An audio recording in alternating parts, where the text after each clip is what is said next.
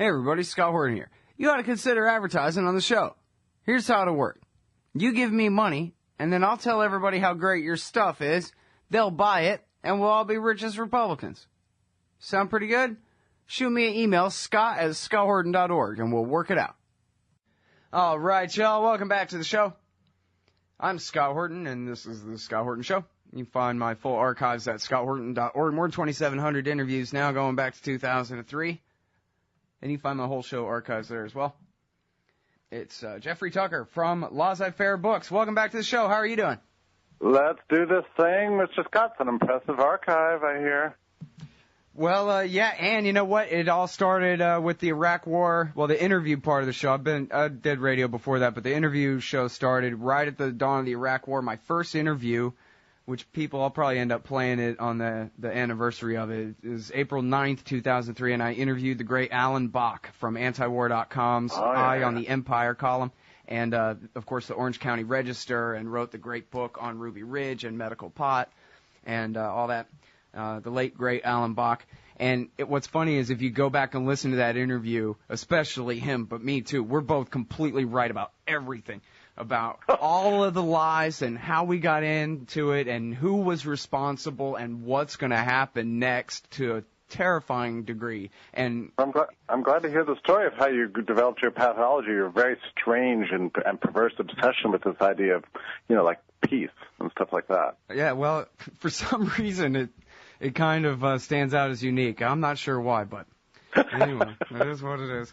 No, I mean, I guess I am sure why, because I grew up in America, and war is fun, and I'm a boy, and so I like watching explosions and stuff, and if they let me fly a F-16, hell, I might kill people. If I thought I really had a chance of flying an F-16, maybe, At least there'd be a % chance.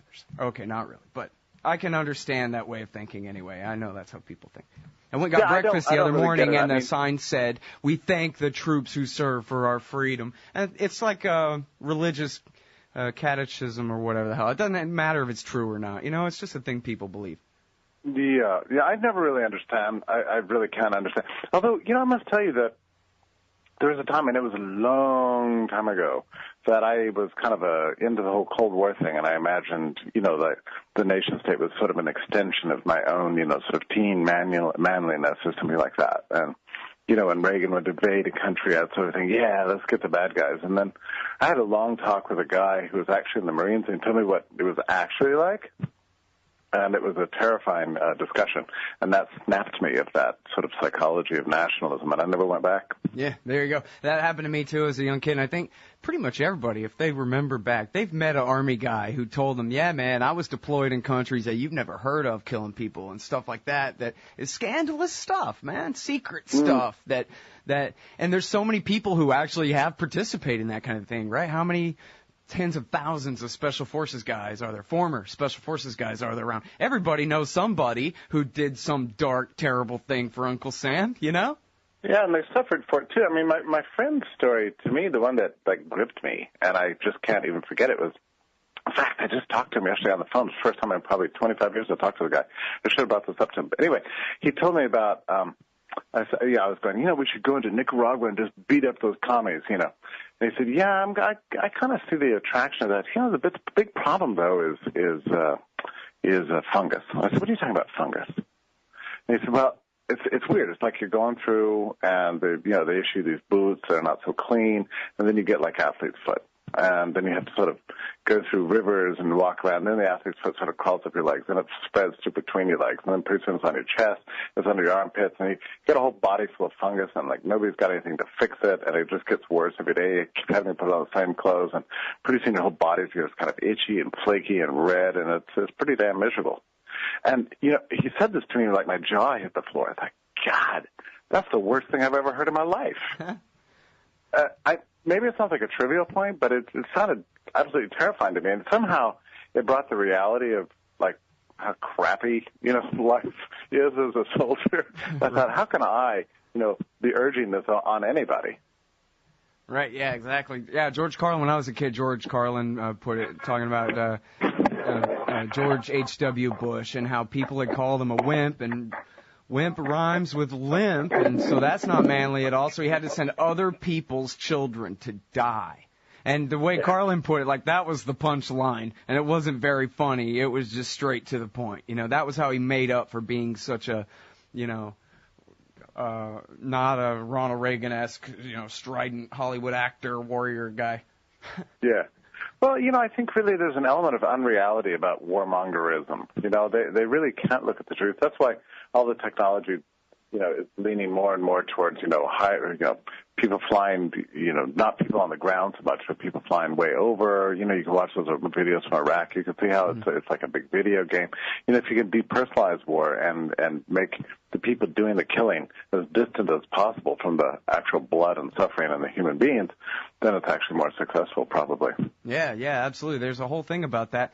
Actually never read the book, but one time I was a cab driver, and the guy riding, we were stuck in the worst rainstorm traffic in Austin ever or something, driving all the way across town, and he told me all about the book On Killing, and it was about how back during the Civil War they would find of, you know, the dead soldiers on the battlefield, a lot of them, their musket would just be, or their rifle would just be full of shot, and they would not really shoot because they just couldn't bear to kill another man like that, even when they're on the line fighting like that, and they could hide behind all the smoke and you couldn't really tell who was shooting and who wasn't, that kind of thing. And how the U.S. military has made its hardest science this whole time. How do you take a good kid out of a church pew and put a rifle in his hand and turn him into a psychopathic killer of civilians? And they've been working on it, and they come up with all kinds of routines, and part of it is just making you and your 5 best friends blood brothers and making everything just about protecting each other, where the nature of the mission and what country you're in and all those things have nothing to do with it at all. Yeah, it disappears, you know? Right. And then, of course, distance has a lot to do with it, like you're saying, too. Shooting artillery over the hill versus bayoneting somebody, you know, it's a lot easier to do it that way, or from the air, something like that. Did you get a chance to see the new Lincoln movie? Yeah, I did. Yeah, so it's got some scenes in there that really bring home the sort of grim horrors of war and unusual scenes, right? Because I expected kind of pure hagiography. But actually, remember the scene where they're dumping the limbs out of the wheelbarrow into the pit? Yeah. And then that other time when I think Lincoln himself is touring the battlefields and it's just bodies stacked, you know, everywhere. And that combined with the sort of the detailed accounting of how he tried to keep his kid out of the war. Yeah, and... Yeah, I thought that was great that they, you know, bothered to portray that part. And then they have him saying actually to General Grant, that you and I have enabled each other to do terrible things.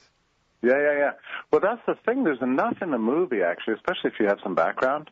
There's enough in the movie to actually, you know, drive home the anti-war point. Yeah. I thought, anyway. That was my takeaway. You know what? Speaking of which, the great, it's Bill Kaufman, right? The front porch Republican? He's got a movie coming out called Copperhead, which is all about New York peaceniks during the Civil War. I'll send you the link. Angela Keaton sent me the link to the preview on yahoo.com. It's awesome. Oh, wow. So it's unbelievably really awesome. Isn't it so fabulous how digital media is making the digital economy is giving life to all these new forms of art? In the old days, you had to write books. Now I can make movies. I mean, it's so great, isn't it? I mean, you notice that popular culture is sort of weirdly getting better, the more competitive, the more people that are entering into media creation and movie making and book writing and distribution of films. It's all sort of getting better. I mean, I love it, a ton of the new stuff on television, you know, from Breaking Bad to Boardwalk Empire, and, you know, all these sort of cool things that are showing essentially the history of rebel culture, you know. It's great. Yeah, I mean, even the formerly centralized avenues of communication, they all have to accept feedback in numerous ways now. Their comment sections and their personal Twitter feeds that they maintain and whatever, and there's just a lot of pushback and different, you know, I talked with Greg Mitchell from Editor and Publisher, the great chronicler of the media and the Iraq War, and we talked about how there was no accountability for the guilty in media who went along with the nonsense that got us into that war, and yet the real truth is the accountability has been completely served up by their audience, which has abandoned them in droves and instead goes to the internet and looks at least for independent and alternative confirmation of whatever narrative the government is trying to push. And they really created a lot of distrust. And they really, you know, Newsweek no longer even prints. They're just the Daily Beast now, Jeff. Have you done any coverage of the Zero Dark 30 movie? What's the story with that? You probably have. You've probably done 10 shows on it. I'm sorry, I'm a little bit behind.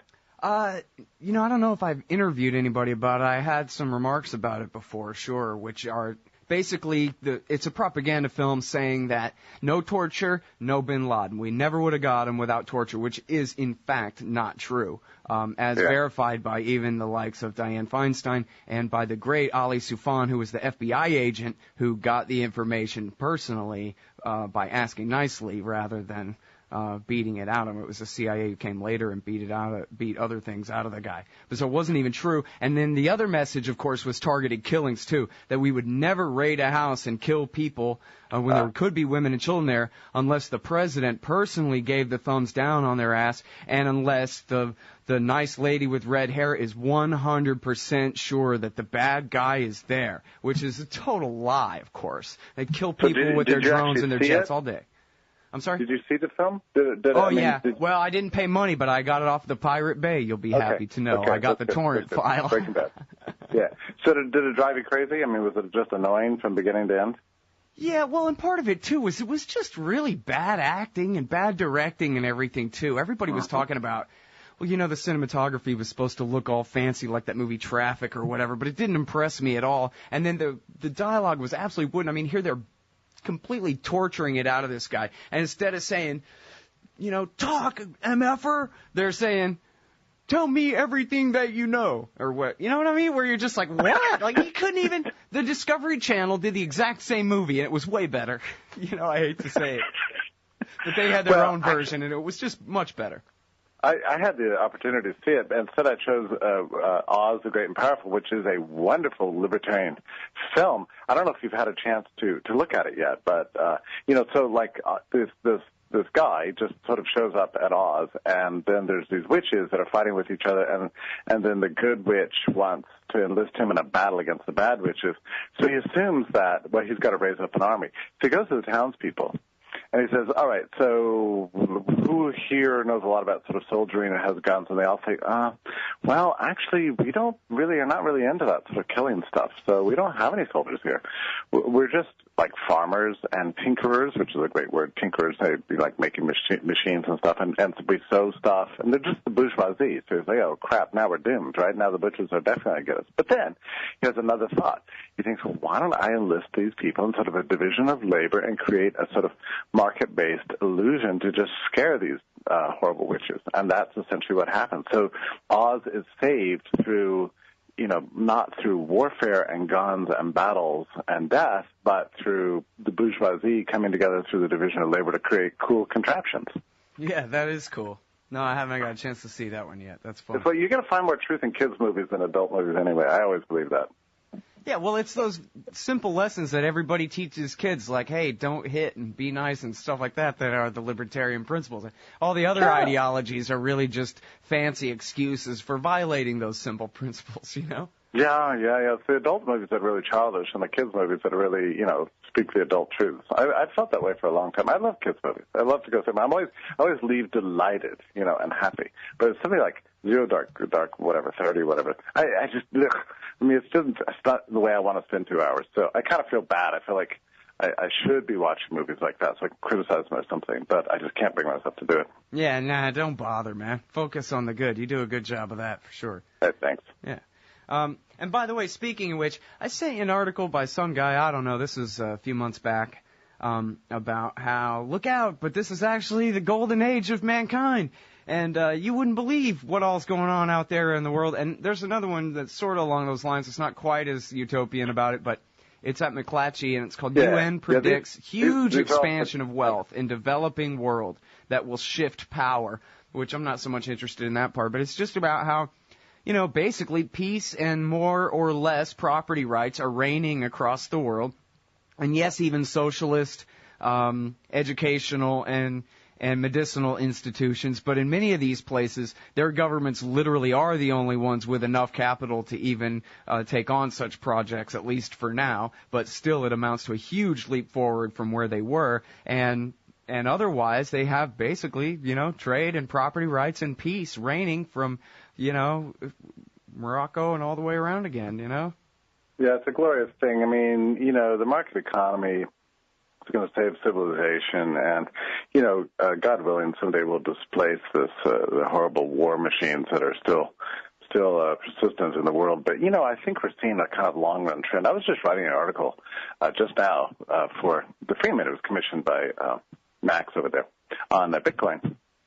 And I kind of began it by saying, if 30 years ago somebody came up to you and said, in the future, we're going to be sending little digital text to each other, to our little private inboxes that we can open at our leisure, and it's going to completely replace first-class mail, you would have said, well, that's the stupidest thing I ever heard. I mean, after all, not even the Jetsons imagined such a thing as email. And yet it's happened, right? And, you can look at it, in so many areas, and now, you see email being, increasingly replaced by texting and private messaging on Facebook and voice messaging over Skype, like voice over internet protocols, and all these sort of new communications technologies that nobody even imagined would exist. There's never been any headlines.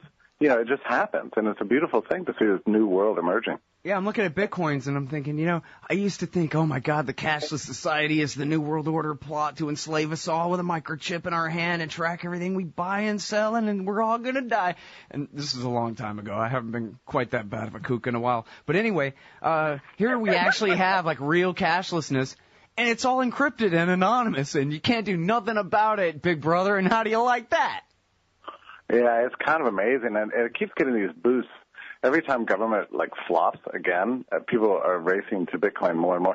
I was looking at some of the history of this whole thing, and people had dreamed about a digital currency all the way back in the 1990s, and there were 4 or 5, within the geek community anyway, high-profile attempts, but they could never solve the key problem, which was the simultaneous use of the same piece of property, which is a problem with the monetary system, right? So, with the gold standard, all gold is interchangeable with all other gold. It's fungible in that way. But when you're holding an ounce of gold, nobody else can simultaneously be holding that. So you have a real title to the money.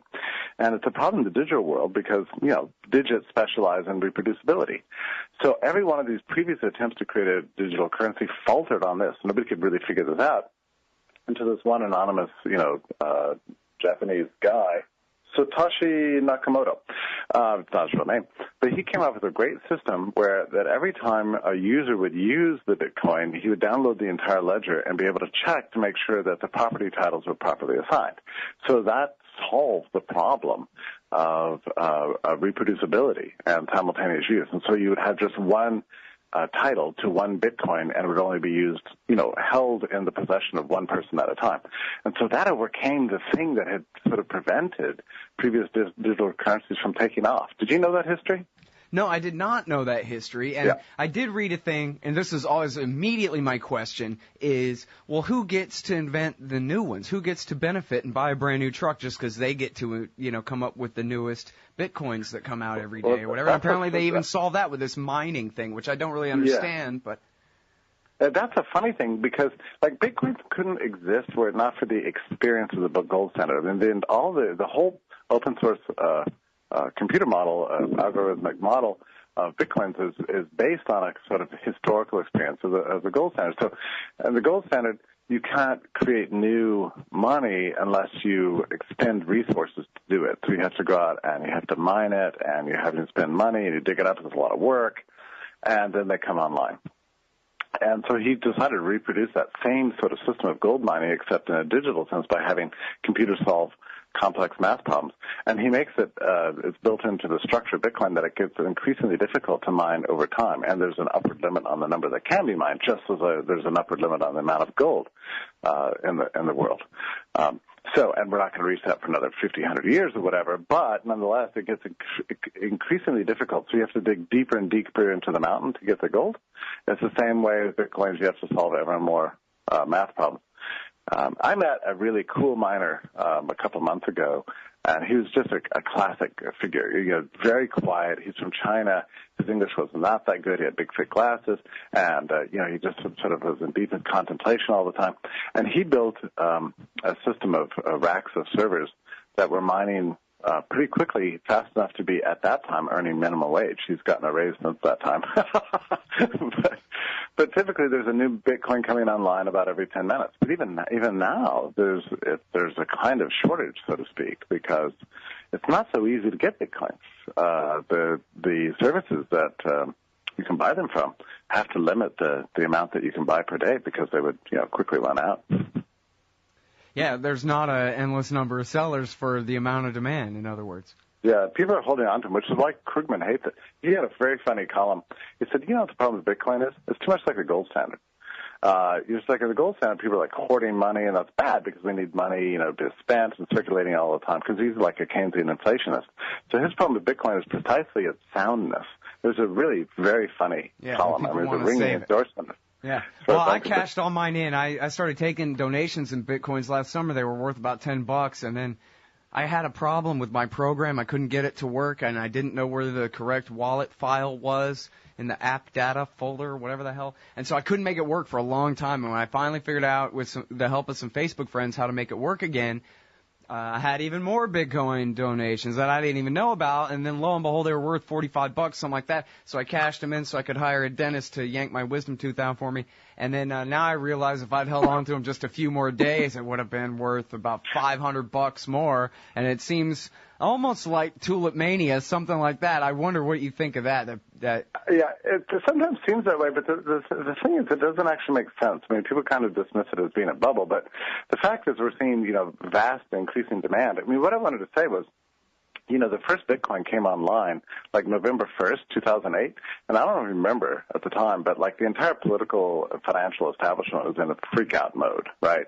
So like housing prices had collapsed, and the banks, were suddenly holding all these. They were desperately trying to dump their mortgage-backed securities, and everything was going belly up. I mean, boats were stuck in the harbors because they couldn't get, bonds to ship their goods, and the whole world was freaking out. And of course, George Bush is like president or something, and he had this great idea that he would, marshal all resources in existence and create those that aren't in existence to rescue everything and fill the banks back up at the coffers to make them solvent again. And it was just a nasty, nasty event. That was a terrible time. And that was when Bitcoins first took off. And now we're seeing another boom. I mean, it was $15 at the beginning of this year. Now, last I checked, it was like 87, I think, this morning. And, it's being boosted by the Cyprus situation where people are frantically converting their euros to Bitcoin. And, it's funny, people talk about Bitcoin, and I encounter people all the time that are trying to debunk it. And my first question is, well, have you ever actually owned any and played with them? And they always say no. And so I can kind of get why a person would be skeptical of it. If you're not that familiar with the way digital economics works, if you're not that familiar with the way ones and zeros are a real commodity of value today, and you've never played with them, then, yeah, you kind of debunk them. But it's the second you actually own them and start trading them, and you see just what an amazing payment system it really is, then you begin to change your mind. I was on a Skype call the other day, and I had the guy download the blockchain app, remember his password, and hold up his QR code to the camera while we were on Skype. I just quickly scanned his QR code and sent him half a Bitcoin. And he felt his phone buzz, and he looked at me and went, "Oh my God." Yeah. Well, I'm not sure. Like, if I had to be, I don't know, Walter Block or somebody and figure out exactly the definition, if it's more like gold or if it's more like paper fiat money or whatever. But in fact, I can see how it's always going to have value, assuming that the government can't find a way to just crack it and regulate it and throw you in jail for it or something like that. Yeah. It seems like there is certainly value in having anonymous, encryptable digital money. And so it's not a quote-unquote intrinsic value, but sort of, right? It's never going to go down to zero. Yeah, and here's the thing, too. I mean, the fact that you have really assigned titles to these Bitcoins makes all the difference. That's what I think people don't really understand. It's not as if I can just sit at home and make up a Bitcoin, I mean, you really have to mine them, and then what you mine has to pass through the Bitcoin community and get approved as an actual Bitcoin, and then it's purchased and it's really owned by somebody, and it appears in the ledger, and the ledger is public information, and it's downloaded every time you do any transactions with it. So you solve that problem, and then you approach the realm of soundness, really. And, it's funny. I've had other people tell me, well, I'll never use a currency I don't understand. Well, we use things we don't understand all the time. I mean, I don't understand how the heck a smartphone works, but I use it, every, all day. Yeah, well, there's a certain level of understanding depending on your level of expertise about computer code and stuff like that. But just think about how everybody uses dollars just on the premise that George Washington's on the damn thing, and that means it must be legit, That's basically all we know. What's funny about Bitcoin is there's a built-in skepticism towards government paper. And I tell you, it's very interesting, Scott. I've gone through this psychological change as I started using Bitcoin. If I use it several times in the course of a day to do something, whether buying or selling or trading or giving or, whatever, then I find myself sort of weirdly annoyed, that when I get in a cab and the guy wants dollars. I think, what the heck kind of analog man are you? Yeah, dollars, really? That's funny. You're way ahead of the curve, man. You're way the right end of the bell curve on a lot of things. Man.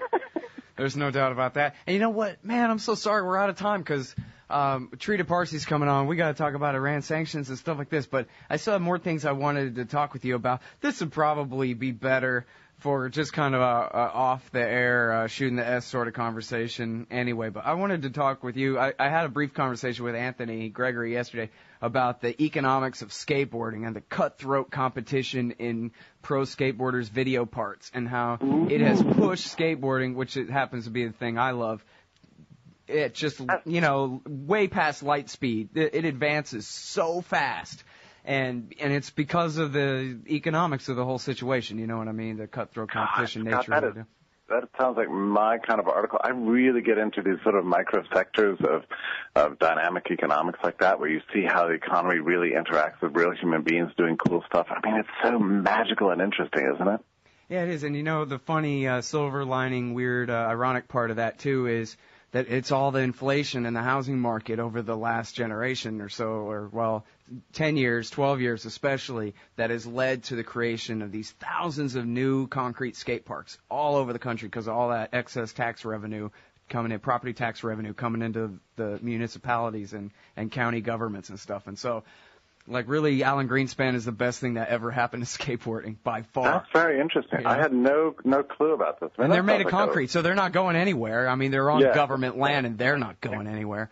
Yeah. So that sounds like a wonderful article. Maybe I'll have to look into that a little bit. Every time you start investigating these little sectors, it gets so fascinating. It's like you're just sort of crawling down this rabbit hole, further and further. And it's a beautiful thing to observe the way the market works. It's just infinitely complex and nowadays globalized, and the information streams, and it's just a beautiful thing to see human needs being met by other human beings, through this lovely system. Yep, it is. It's really cool. I fear that everybody starts tuning out once I start talking about skateboard, but I'm trying to keep it Austrian, All right, I got to go. Thank you so much for your time, Jeffrey. You're great. Really great to be here, Scott, and good to catch up. All right, everybody, that is the great Jeffrey Tucker. He's at Laissez Faire Books. That's LFB.org. LFB.org, and here's a great article, Top Alternatives to Paper Money. His coverage of the Bitcoin thing and some other good stuff, too. Man, you need some Liberty stickers for the back of your truck. At LibertyStickers.com, they've got great state hate, like Pearl Harbor was an inside job. The Democrats want your guns. U.S. Army, die for Israel. Police brutality, not just for black people anymore. And government school, why you and your kids are so stupid. Check out these and 1,000 other great ones at LibertyStickers.com. And of course, they'll take care of all your custom printing for your band or your business at TheBumperSticker.com. That's LibertyStickers.com. Everyone else's stickers suck.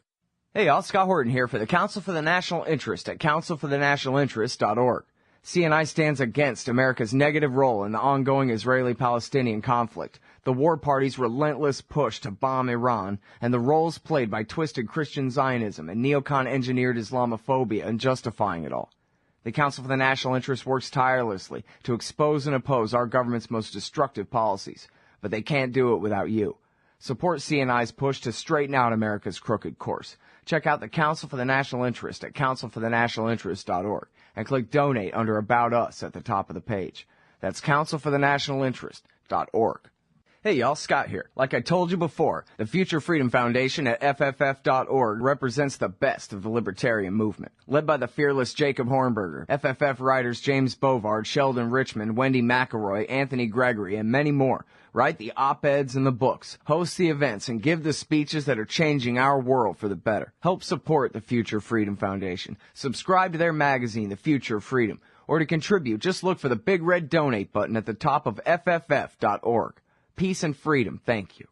Hey, all, Scott Horton here, inviting you to check out WallStreetWindow.com. It's a financial blog written by former hedge fund manager Mike Swanson, who's investing in commodities, mining stocks, and European markets. Wall Street Window is unique in that Mike shows people what he's really investing in and updates you when he buys or sells in his main account. Mike thinks his positions are going to go up because of all the money the Federal Reserve is printing to finance the deficit. See what happens at WallStreetWindow.com. And Mike's got a great new book coming out, so also keep your eye on writer MichaelSwanson.com for more details.